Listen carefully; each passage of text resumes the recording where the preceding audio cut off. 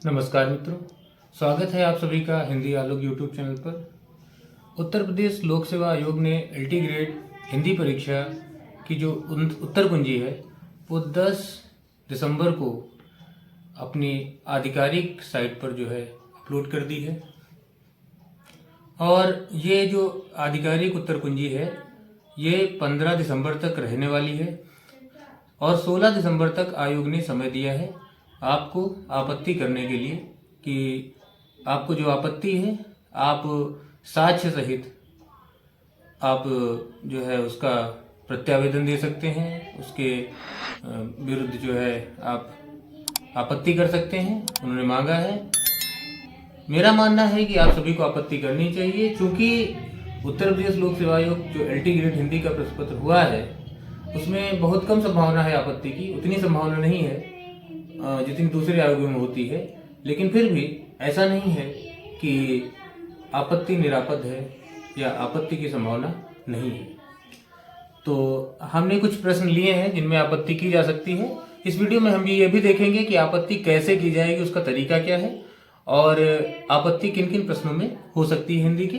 तो एक बात ये आपको ध्यान देनी है कि आपत्ति जो करनी है आपको, वो आपको जो आपका प्रश्न पत्र है उसके आधार पर नहीं करनी। जो आयोग ने ऑफिशियल की में जो आधिकारिक उत्तर कुंजी में जो प्रश्न पत्र अपलोड किया है उस प्रश्न पत्र के क्रमांक के आधार पर करनी है। और उसमें उन्होंने स्केच पेन से जो है सही उत्तर को मार्क किया है।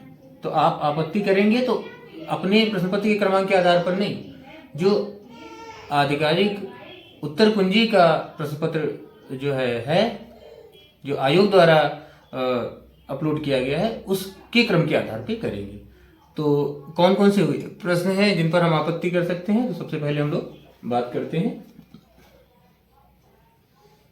तो अगर हम देखते हैं आपत्ति की, तो अगर हम आयोग का प्रश्न पत्र जो अपलोड है उसको खोलते हैं, आप भी खोल सकते हैं, देख लीजिए, प्रश्नों पर गौर करते हैं। तो हम हिंदी की बात करेंगे क्योंकि हम हिंदी के विशेषज्ञ हैं, तो हिंदी की ही बात करेंगे।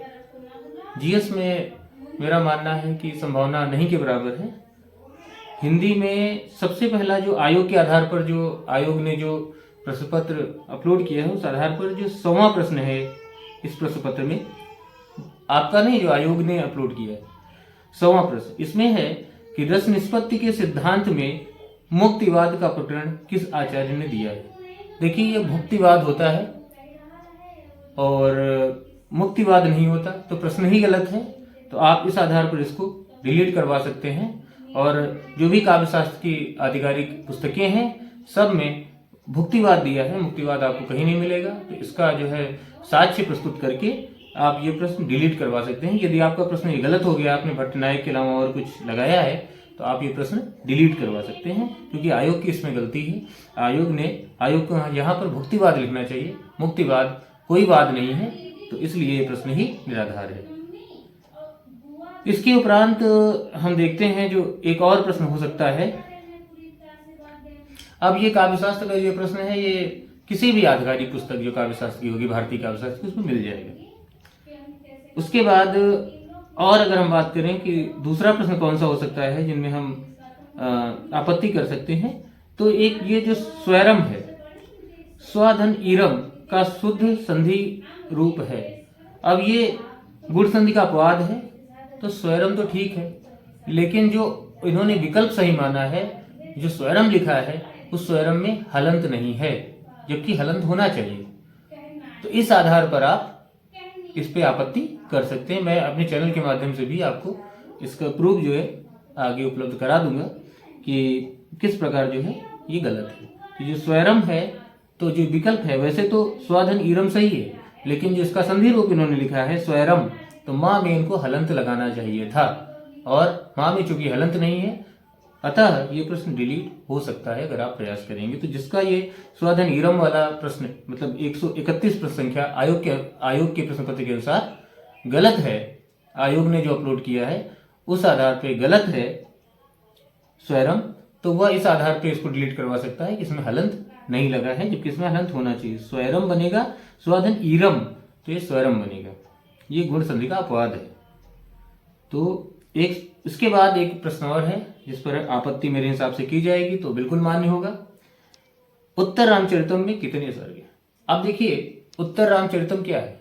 उत्तर रामचरितम एक सुप्रसिद्ध नाटक है भोगवती का। ये कोई महाकाव्य नहीं है। महाकाव्य सर्गों में विभक्त होते हैं, लेकिन जो नाटक होते हैं वो अंकों में विभक्त होते हैं। तो प्रश्न गलत है, उत्तर रामचरितम में कितने सर्ग हैं। प्रश्न होना चाहिए था कि उत्तर रामचरितम में कितने अंक हैं, तब 7 सही हो जाता। लेकिन इसमें प्रश्न ही गलत है कि उत्तर रामचरितम में कितने सर्ग हैं। उत्तर रामचरितम कोई महाकाव्य नहीं है जो उसमें सर्ग होंगे, सर्गों में विभक्त होगा।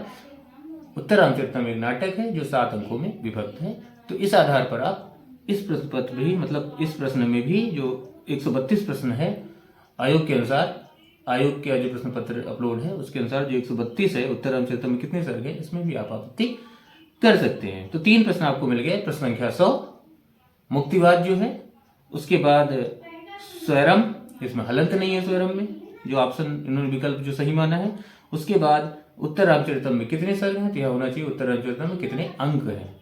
तो ये 3 प्रश्न है मेरे हिसाब से। अगर इनमें आपत्ति की जाएगी तो 100% है आपको लाभ होगा। जिसका भी ये प्रश्न गलत है वो आपत्ति करे, उसको निश्चित रूप से फायदा होगा।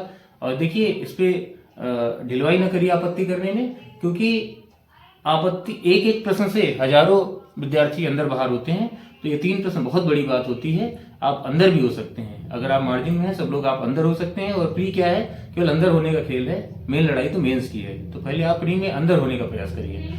तो अब एक चीज और हम देखेंगे कि ये जो आपत्ति है ये करनी कैसे। देखिए, समय आपके पास कम है। आयोग बहुत चालाक है, उसने मेल का ऑप्शन नहीं दिया। आपसे कहा है ईमेल नहीं कर सकते, केवल आपको या तो आप ऑफलाइन जाके वहां काउंटर पे जमा करिए, या फिर आप स्पीड पोस्ट करिए। स्पीड पोस्ट का देखिए टाइम बहुत कम है। अगर आप इलाहाबाद या आसपास के जनपद में रहते हैं तो संभवतः अगर कल तक करेंगे तो हो सकता है पहुंच भी जाए 16 तारीख तक।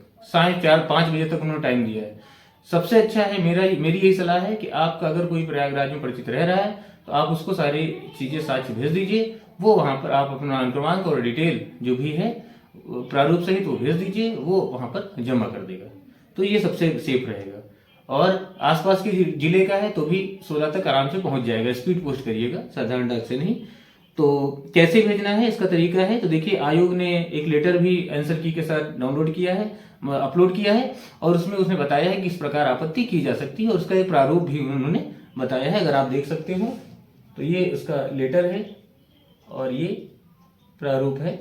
ये भी 10 तारीख को ही डाउनलोड होगा, अपलोड किया गया है आंसर की के साथ साथ। इसमें सबसे पहले ऊपर क्या है, अभ्यर्थी का नाम है।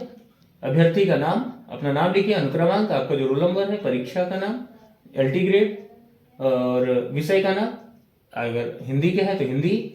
उसके बाद क्रम संख्या, जो आपकी क्रम संख्या है, वेबसाइट पर प्रदर्शित प्रश्न पत्र पुस्तिका जो बारकोड है, जो वाली जो बता रहे हैं, जो पुस्तिका जो आयोग ने अपलोड की है, उसके अनुसार प्रश्न की संख्या क्या है वो डालनी है। 100 और 131 और 132 बताई हमने।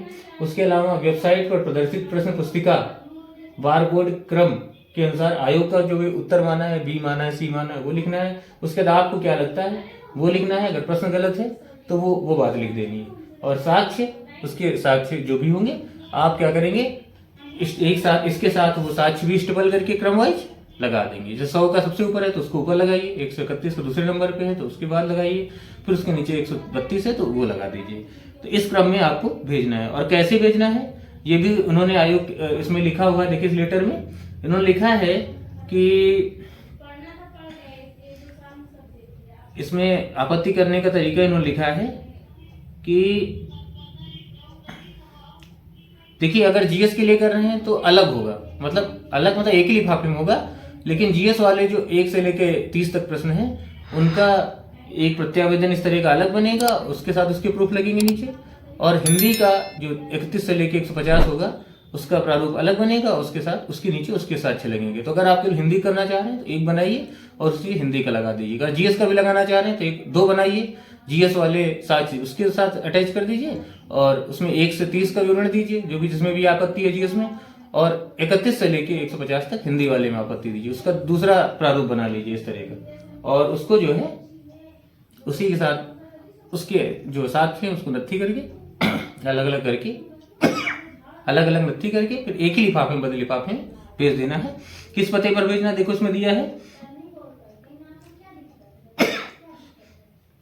अलग अलग प्रत्यावेदन एक साथ स्टेपल ना हो, वो अलग स्टेपल हो जीएस का और हिंदी का अलग, सब्जेक्ट अलग। आयोग को एक ही बंद लिफाफे में जो परीक्षा नियंत्रक अति गोपन 5 अनुभाग उत्तर प्रदेश लोक सेवा आयोग प्रयागराज 211018 को संबोधित करके, मतलब उनको प्रेषित करना है और सेवा में करके, और डाक द्वारा, या तो डाक द्वारा भेजना या आयोग के काउंटर पर 16 दिसंबर 2025 को 5:30 बजे तक किसी भी हालत में पहुंच जाना चाहिए। इसके बाद जाएगा तो वो स्वीकार नहीं करेंगे। तो ये इसका तरीका है। उम्मीद है आपको समझ में आया होगा जो हमने बताया, और आप जरूर, आप लोग जो है इस पर आपत्ति कीजिए। 3 प्रश्न बहुत बड़ी बात होती है, 1 प्रश्न से अंदर बाहर होता है, और बहुत अच्छा मौका है एलटी ग्रेड का। अगर आपको मौका मिल जाता है तो मेंस में मेहनत करिए। 100% अगर आप मेहनत करेंगे तो चयनित भी हो जाएंगे। ये 2025 में आप नौकरी ले लेंगे। 2025 जाते जाते या 2026 आते आते आप नौकरी वाला न्यू ईयर होगा।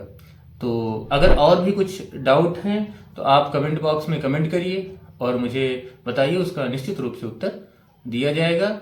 और वीडियो को अधिक से अधिक शेयर कीजिए ताकि अधिक से अधिक जो विद्यार्थी हैं वो लाभान्वित हो सकें। आज के लिए बस इतना ही। मैं doctor Alok Kumar Tiwari, assistant professor Hindi, आज के लिए आप सबसे विदा चाहता हूँ। जय हिंद, जय भारत, जय हिंद, धन्यवाद, नमस्कार।